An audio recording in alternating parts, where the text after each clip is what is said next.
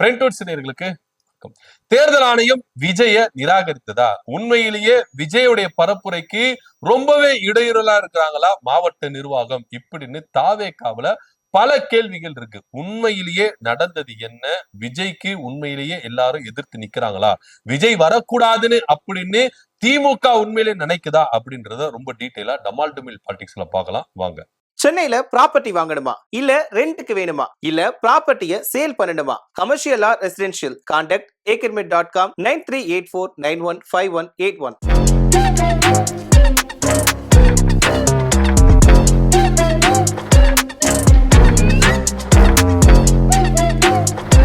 தமிழக வெற்றி கழகம் அப்படின்னு ஒரு கட்சி ஆரம்பிச்சு தமிழ்நாட்டு அரசியல்ல ஒரு பெரும் பரபரப்பை ஏற்படுத்தினவர் நடிகர் விஜய் அப்படின்றதுல எந்தவித மாற்று கருத்தும் இல்லை.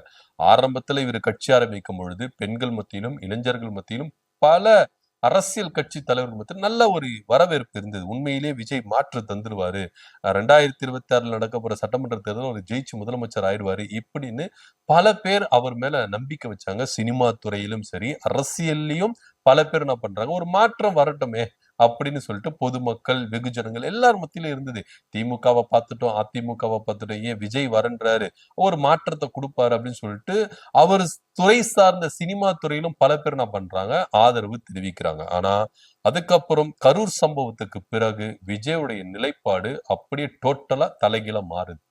விஜய்க்கு ஆதரவா இருந்தவங்க எல்லாருமே பின்வாங்க ஆரம்பிக்கிறாங்க. விஜய் 41 பேரை இது மாதிரி ஒரு நிலைமைக்கு கொண்டு வந்து ஒரு விபத்தை ஏற்படுத்திட்டு கொஞ்சம் கூட ஒரு குற்ற உணர்ச்சி இல்லாம இந்த மாதிரி செயல்படுறாரே அப்படின்னு பல பேர் என்ன பண்ணாங்க, விஜயை விட்டு ஒதுங்க ஆரம்பிச்சாங்க. அதுக்கப்புறம் அப்படியே ஸ்மூத்தா போயிட்டு இருந்தது. விஜய் வந்து என்ன பண்ணாரு, திமுக மேல இந்த பழியை சுமத்திட்டு ஈஸியா கடந்துட்டு போயிடலாம் அப்படின்னு நினைச்சாரு. ஆனா உண்மையான நிலவரம் என்ன, உண்மையான விஷயம் என்ன அப்படின்றது கொஞ்சம் கொஞ்சமா வெளியில தெரிய ஆரம்பிச்சது.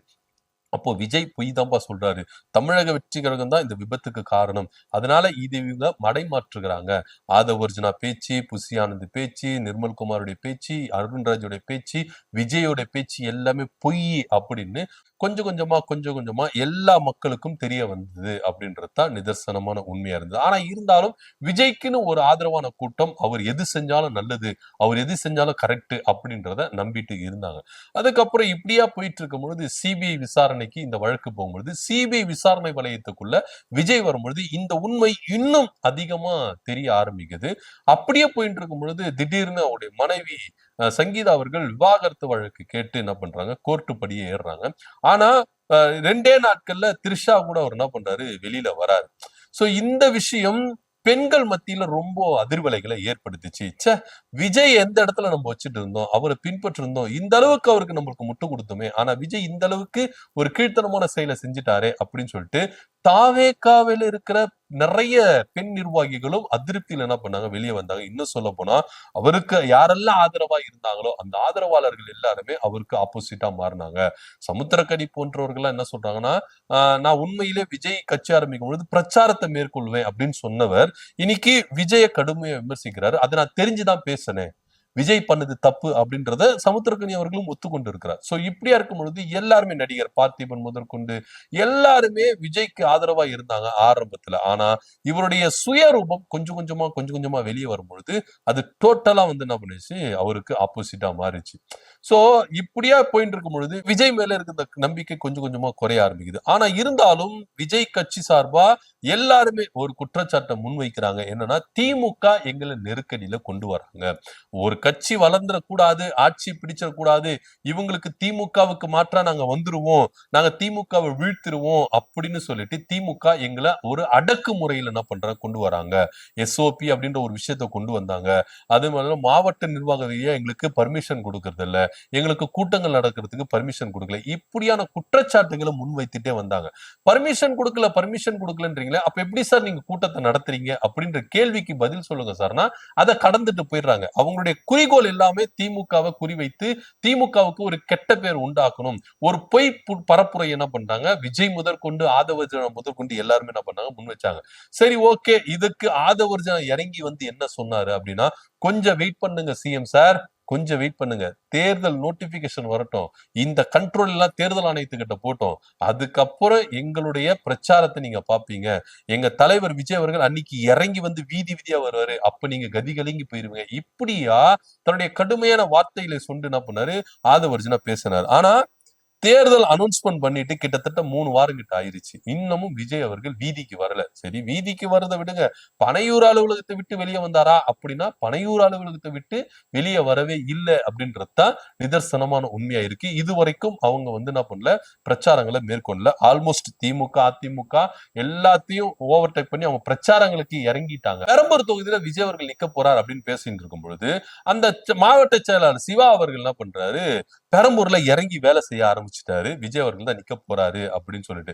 ஆனா பரப்புரைக்கு பர்மிஷன் வேணுமே அப்படின்னு சொல்லிட்டு தேர்தல் ஆணையத்தை அணுகும்போது, தேர்தல் அலுவலர், சென்னை மாவட்ட தேர்தல் அலுவலர் தெள்ள தெளிவா குமரகுரு சார் அவர்கள் தெள்ள தெளிவா சொல்லிட்டாரு, எங்க இது மாதிரி வந்து அபிஷியலா போர்ட்டல் இருக்கு, அதுலதான் வந்து என்ன பண்ணணும், இவங்க பர்மிஷன் கேட்கணும். சும்மா பேப்பர்ல எடுத்துட்டு வந்துட்டு கொடுத்துட்டானா நாங்க அங்கீகரிக்க மாட்டோம் அப்படின்னு சொல்லிட்டு அவர் என்ன பண்றாரு, டிட்டோவா சொல்றாரு. 48 மணி நேரத்துல அவங்க அனௌன்ஸ் பண்ணணும். நாளைக்குனா இன்னைக்கு வந்து அவங்க பர்மிஷன் கேட்க கூடாது அப்படின்றத அவரு ரொம்ப தெள்ள தெளிவா சொல்லிட்டாரு. ஆனா இருந்தாலும் தொடர்ச்சியா இவங்க என்ன பண்றாங்கன்னா, திமுக அரசு தான் காரணம், திமுக அரசு தான் காரணம். முதல்ல ஒரு விஷயத்த விஜய் அவர்கள் ரொம்ப தெள்ள தெளிவா தெரிஞ்சுக்கணும். தமிழக வெற்றி கழகத்துல இருக்கிறவங்களும் ரொம்ப தெள்ள தெளிவா தெரிஞ்சுக்கணும். தேர்தல் டேட் அனௌன்ஸ்மெண்ட், அந்த நோட்டிபிகேஷன் வந்து அடுத்த செகண்ட்ல இருந்து இங்க கவர்மெண்ட் வந்து பாத்தீங்கன்னா செயல்படாது. காபந்து முதலமைச்சரா தான் முதலமைச்சர் ஸ்டாலின் அவர்கள் இருப்பாரு. அவங்களுடைய அதிகாரம் ஃபுல்லா இருக்காது. எமர்ஜென்சி டைம்ல தான் அவருடைய அதிகாரம் செயல்படுமே கண்டி, மத்த டைம்ல ஃபுல் அண்ட் ஃபுல் கண்ட்ரோல் யார் கண்ட்ரோல்ல போயிடும்னா எலெக்ஷன் டிபார்ட்மெண்ட் கண்ட்ரோல்ல போயிடும். சோ இங்க தமிழ்நாட்டு அரசுக்கு வேலை இல்ல.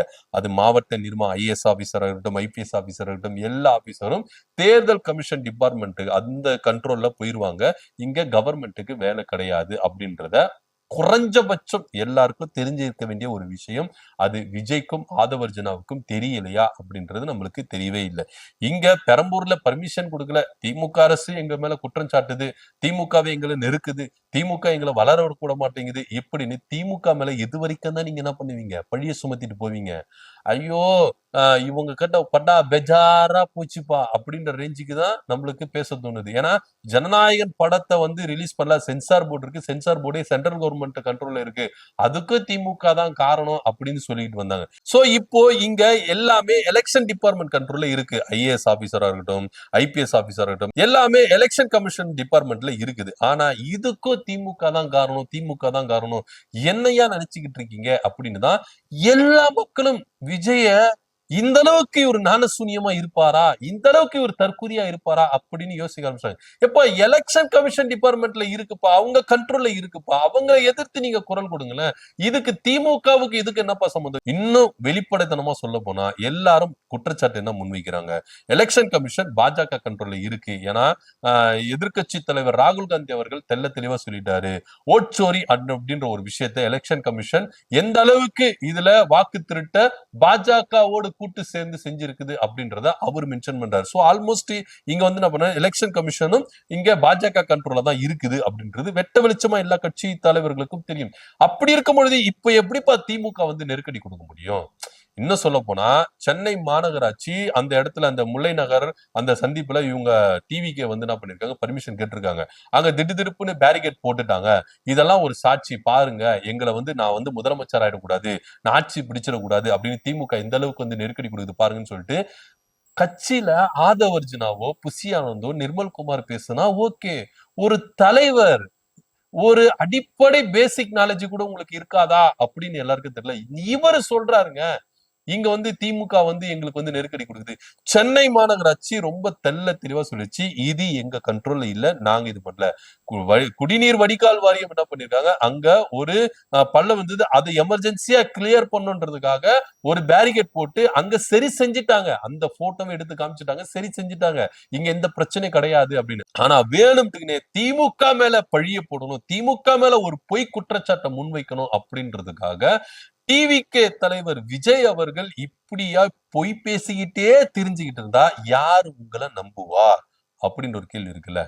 ஏன்னா இப்போ எலெக்ஷன் கமிஷனுடைய டிபார்ட்மெண்ட்ல வந்துருச்சு. இங்க எந்த முடிவு எடுத்தாலும் அது எலெக்ஷன் கமிஷனை தான் சாருமே கண்டி. திமுக அரசு வந்து சாரவே சாராது. திமுக அரசு அங்க போயிட்டு நீங்க வந்து பள்ளம் தோண்டுங்க, அங்க போய் பேரிகேட்டை போடுங்க, விஜய் அவர் வந்து ஃபங்க்ஷன் நடத்த போறாரு, பரப்புரையை மேற்கொள்ள போறாரு, அங்க போய் பண்ணுங்கன்னு சொல்லிட்டு திமுக அரசு இதுல தலையிடவே இல்லை. இன்னும் சொல்ல போனா செயல் திட்டங்களையும் செயல்பாடுகளையும் இங்க செய்யக்கூடாது. ஒருவேளை அது செஞ்சா அது மக்களுக்கு நன்மையை கொடுக்கிறது, அதனால திமுக வந்து வாக்கு வங்கியை அதிகரிக்கிறதுக்கு ஓட்டு கேட்கறது இப்படி செயல்படுதுன்னு சொல்லிட்டு எல்லா செயல் திட்டங்களையும் ஸ்டாப் பண்ணிடுவாங்க. எலெக்ஷன் டிபார்ட்மெண்ட் டேட் அனௌன்ஸ் பண்ண அடுத்த செகண்டே எல்லா திட்டங்களும் ஸ்டாப் ஆயிரும். இது டிவிகே தலைவர் விஜய் அவர்களுக்கு புரியுமா புரியாதா அப்படின்றது நம்மளுக்கு தெரியவே இல்லை அப்படின்றது தான் நிதர்சனமான உண்மையா இருக்குது. சோ எலெக்ஷன் கமிஷன் டிபார்ட்மெண்ட்டுக்கு போயிட்ட பிறகு இங்க அரசுக்கு வேலையே இல்லை. இந்த குறைஞ்சபட்ச ஒரு விஷயம் கூட விஜய் அவர்களுக்கு புரியலையே அப்படின்றது தான் ரொம்ப வேதனையான ஒரு விஷயமா இருக்கு. இன்னைக்கு எல்லாருமே கேள்வி கேட்க ஆரம்பிச்சிட்டாங்க. விஜய்க்கு ஒரு புரிதல் கூட இல்லையே, என்ன இது அப்படின்னு எல்லாரும் கேள்வி கேட்க ஆரம்பிச்சுட்டாங்க. ஆனா இன்னமும் விஜய் அவர்கள் திமுக தான் எங்களை தடுக்குது, திமுக தான் எங்களை வந்து வளர விட மாட்டேங்குது, திமுக நான் முதலமைச்சர் ஆயிடக்கூடாதுன்னு சொல்லிட்டு அவங்க வந்து என்ன பண்றாங்க இருக்கிறாங்க. உள்ளபடி சொல்ல போனா திமுக உங்களை மதிக்கவே இல்லை, திமுக உங்களை சீண்டவே இல்லை, திமுக உங்களை ஒரு கட்சியாவும் நினைக்கல, கட்சி தலைவராகவும் நினைக்கல, நீங்க ஒரு நடிகர் அவ்வளவுதான் அப்படின்னு திமுக தரப்புல இருந்து சொல்றாங்க. இன்னும் சொல்ல போனா நீங்க ஏன் விஜய் இந்த செட்டப்பை கிரியேட் பண்றாரு, திரும்பவும் ஏன் ஒரு அதிரடியை திமுக மேல சொல்லிக்கிட்டு வராரு அப்படின்னா, இங்க அதிமுக டிஎம்கே இந்த பேச்சுவார்த்தைகள் நடக்கும்போது இவங்களதான் போக்கஸ் பண்ணிட்டு இருக்காங்க. விஜய போக்கஸ் பண்ணவே இல்லை, விஜய் செயல்படவே இல்லை. ஆனா விஜய் நான் இருக்கிறேன் அப்படின்றத காமிக்கிறதுக்காகவே சில விஷயங்களை செய்யறாரு அப்படின்னு தான் பேசப்படுது. ஏன்னா மாநகராட்சி அங்க இறங்கி வேலை செய்யல, குடிநீர் வடிகால் வாரியம் தான் அங்க இறங்கி வேலை செஞ்சிருக்கு அப்படின்னு சொல்லிட்டு ரொம்ப தெள்ள தெளிவா சொல்லிட்டாங்க. ஆனா இருந்தாலும் விஜய் அவர்கள் வேணும்ட்டுக்குன்னே திமுகவை சீண்டி சீண்டி பாக்குறாரு. இன்னும் சொல்ல போனா நீங்க எலெக்ஷன் கமிஷன் டிபார்ட்மெண்ட் மேலதான் நீங்க குறைகளை சொல்லணும். எலெக்ஷன் டிபார்ட்மெண்ட் தான் எங்களுக்கு பர்மிஷன் தர மாட்டேங்குது, இப்ப அவங்க கண்ட்ரோல்ல தானே இருக்குது. ஆனா நீங்க ஏன் வந்து அதை செயல்படுது. இன்னும் சொல்ல போனா நிர்மல் ராஜ் அவர்கள் என்ன சொல்றாரு, பகிரங்கமான ஒரு குற்றச்சாட்டு. சில அதிகாரிகள் காசு வாங்கி கொண்டு திமுகவிடம் காசு வாங்கி கொண்டு இந்த மாதிரி செயல்களை செய்யறாங்க, எங்களுக்கு பிரஷர் இருக்கு சார், மேல இடத்துல இருந்து பிரஷர் கொடுக்குறாங்க அப்படின்னு அதிகாரி மேல சொல்றாரு. எவ்வளவு ஒரு அப்பட்டமான ஒரு பொய், எவ்வளவு அப்பட்டமான ஒரு குற்றச்சாட்டு அப்படின்னு நம்மளுக்கு இது. ஏன்னா அதிகாரிகள் எந்த அளவுக்கு வந்து நேர்மையா செயல்படுறாங்க. ஏன்னா எல்லாமே எலெக்ஷன் கமிஷனர் என்ன சொல்றாரு அதுதாங்க செய்வாங்க. இப்போ இங்க வந்து அமைச்சர் சொல்றதையோ இல்ல முதல்வர் சொல்றதையோ யாரும் கேட்க மாட்டாங்க. எலெக்ஷன் கமிஷனர் என்ன சொல்றாரோ அதுதாங்க செயல்படுவாங்க. ஏன்னா இங்க வந்து பாத்தீங்கன்னா ஃபுல் அண்ட் ஃபுல் நீங்க சென்னையில இருந்து கன்னியாகுமரி இருக்கு, தமிழ்நாடு ஓவரால் தமிழ்நாடு வரைக்கும் அவங்களுடைய கண்ட்ரோல்ல தான் இருக்கு. இங்க அமைச்சருடைய கண்ட்ரோலோ இல்ல எம்எல்ஏ கண்ட்ரோலோ கிடையவே கிடையாது அப்படின்ற ஒரு பேசிக் நாலேஜ் கூட தமிழக வெற்றி கழக தலைவருக்கும் அதுல பயணிக்கிற நிர்வாகிகளுக்கும் இல்லையே அப்படின்றதுதான் ஒரு. நீங்க ஆதவர்ஜனா விட்டுடுங்க, ஆதவர்ஜனாவுக்கு அரசியலே தெரியாதுங்க, அவருடைய அரசியல் நாலேஜ் அவருக்கு இல்ல. நிர்மல்குமார் அவர்கள் பாஜக இருந்திருக்கிறாரு, அதிமுக இருந்திருக்கிறாரு, அதே போல செங்கோட்டையன் அவர்கள், அதே போல அருண்ராஜ் அவர்கள், அவருக்கும் வந்து பாத்தீங்கன்னா அவர் ஆபீசரா இருந்திருக்காரு, அவருக்கு தெரிஞ்சிருக்கும் எலெக்ஷன் கமிஷனுடைய டிபார்ட்மெண்டோட. இவங்க நீங்க ஒரே ஒரு விஷயம் தெரியுங்க, நீங்க அருண்ராஜ் அவர்களா இருக்கட்டும் செங்கோட்டையன் அவர்கள் இருக்கட்டும் ஒதுங்கிட்டாங்க பாத்தீங்களா. அவங்க வந்து பாத்தீங்கன்னா முன்னாடி இல்ல நீங்க நிர்மல்ராஜ் ஆதவர்ஜனா இவங்க ரெண்டு பேரும் மட்டும் தான் பேச்சுவார்த்தை நடத்திட்டு இருக்காங்க. ஏன்னா இவங்களுக்கு தெரியல என்ன சொல்றதுன்னு தெரியல.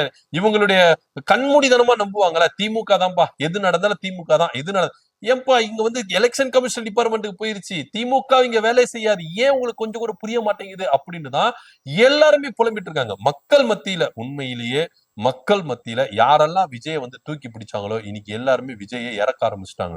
ஏன்னா மக்களுக்கு ஒவ்வொரு விஷயமும் தெரிய ஆரம்பிச்சது. அதுவும் குறிப்பா ஆதவர்ஜனா பேசுற பேச்செல்லாம் எல்லாருமே தெரிஞ்சுக்கினாங்க, இவங்களுக்கு அரசியல் நாலேஜே இல்ல, இவங்க எல்லாம் ஆட்சி பிடிச்சு என்ன செஞ்சிட போறாங்க அப்படின்னு. இன்னும் சொல்ல போனா பெரம்பூர் தொகுதியில விஜய் அவர்கள் நிக்க போறாரு அப்படின்றாங்களே, அவருக்கு பெரும்பான்மையான பேர் ஓட்டு போட மாட்டாங்க, இது திமுக கோட்டை அப்படின்னு சொல்லிட்டு அங்க இருந்து பல பேர் என்ன பண்றாங்க, பொதுமக்களும் கருத்து கணிப்பு நம்ம கேட்கும் பொழுது சொல்றாங்க. சோ இப்படி எல்லாம் பார்க்கும்போது விஜய் அவர்களுக்கு பேசிக் நாலேஜ் இல்ல, அவர் பொய் குற்றச்சாட்டுகளை முன்வைக்கிறாரு, திமுக மேல அபாண்டமான பொய் சொல்றாரு, குற்றச்சாட்டுகளை முன்வைக்கிறாரு அப்படின்னு பேசப்படுது. மா சுப்பிரமணியம் அவர்களும் தெள்ள தெளிவா சொல்லிட்டாரு. இப்போ இது யார் கண்ட்ரோல்ல இருக்கு, தமிழ்நாடு யார் கண்ட்ரோல்ல இருக்கு, அரசு கண்ட்ரோல்ல இருக்கா, எலெக்ஷன் டிபார்ட்மெண்ட் கண்ட்ரோல்ல இருக்கா அப்படின்னு. அதே போல எங்களுக்கு பர்மிஷன் தர மாட்டாங்கன்னா எலெக்ஷன் கமிஷன் தான் பர்மிஷன் தரணும். திமுக அரசு பர்மிஷன் கொடுக்கணும்னு அவசியம் இல்லையா? ஏன்னா அவங்க கண்ட்ரோல்ல இல்லையே. எலெக்ஷன் கமிஷன் மேலதான் நீங்க என்ன பண்ணணும், குற்றச்சாட்டுகள் முன்வைக்கணும். கிட்டத்தட்ட 155 கோரிக்கைகள் தமிழக வெற்றி கழகத்திலிருந்து வைக்கப்பட்டிருக்கு. இதுல 70 கோரிக்கைகள் ஏற்றுக்கொள்ளப்பட்டிருக்கு. கிட்டத்தட்ட 30 கோரிக்கைகள் அங்க வந்து நிலுவையில் இருக்கு அப்படின்னு சொல்லப்படுது. சோ இப்படியா இருக்கும் பொழுது எலெக்ஷன் கமிஷன் தான் என்ன பண்ணணும், சூஸ் பண்ணணும். விஜய்க்கு பர்மிஷன் கொடுக்க கூடாதா வேண்டாமா, அவரை அனுமதிக்கணுமா வேண்டாமான்றது அவங்க தான் டிபெண்ட் பண்ணுது. திமுக அரசு இதுல வந்து எந்த பிரஷர் கொடுக்கலங்க. ஒருவேளை திமுக வந்து பிரஷர் கொடுத்துச்சுன்னா எலெக்ஷன் கமிஷனுக்கு உண்மையா இருப்பாங்களா சில அதிகாரிகள், அவங்க குற்றச்சாட்டு ஏங்க திமுக எங்களுக்கு வந்து பிரஷர் கொடுக்குதுங்க, விஜய்க்கு வந்து பர்மிஷன் கொடுக்க கூடாதுன்னு சொல்லுவாங்களா இல்லையா? ஏன்னா இங்க நடக்கிறது முழுக்க முழுக்க ஜனநாயகத்தின் ஆட்சி. அதனாலதான் திமுக வந்து என்ன பண்ணாங்கன்னா, இங்க தேர்தல் கமிஷன் வந்து டேட் அனௌன்ஸ் பண்ண உடனே டீசென்ட்டா அவங்க புரோட்டோகால் என்னவோ அதை அவங்க பயன்படுத்திட்டு போயிட்டே இருந்துட்டாங்க. இதுல போயிட்டு ஒருத்தருக்கு போய் பிரஷர் கொடுக்கணும், நீங்க எங்களுக்கு ஆதரவா இருக்கணும்னு சொல்லிட்டு எந்த விதத்திலும் திமுக அரசோ இல்ல முதல்வர் ஸ்டாலின் அவர்களோ அமைச்சர்களோ எம்எல்ஏக்களோ யாரும் போய் பிரஷர் கொடுக்கல அப்படின்றதுதான் நிதர்சனமான உண்மை. வேணும்ட்டுக்குனே திமுக மேல பழிய சுமத்தணும் அப்படின்ற ஒரே காரணத்துக்காக டிவிகே தலைவர் விஜய் அவர்களும் ஆதவ அர்ஜுனா நிர்மல்குமார் போன்றவர்களும் தொடர்ந்து அவதூற பரப்பிட்டு இருக்காங்க அப்படின்றதுதான் நிதர்சனமான உண்மையா இருக்கு. எல்லாருக்கும் வெட்ட வெளிச்சமா தெரிஞ்சிருக்கு. இதை பத்தியோட கருத்து என்ன கமெண்ட் பண்ணுங்க. நன்றி, வணக்கம்.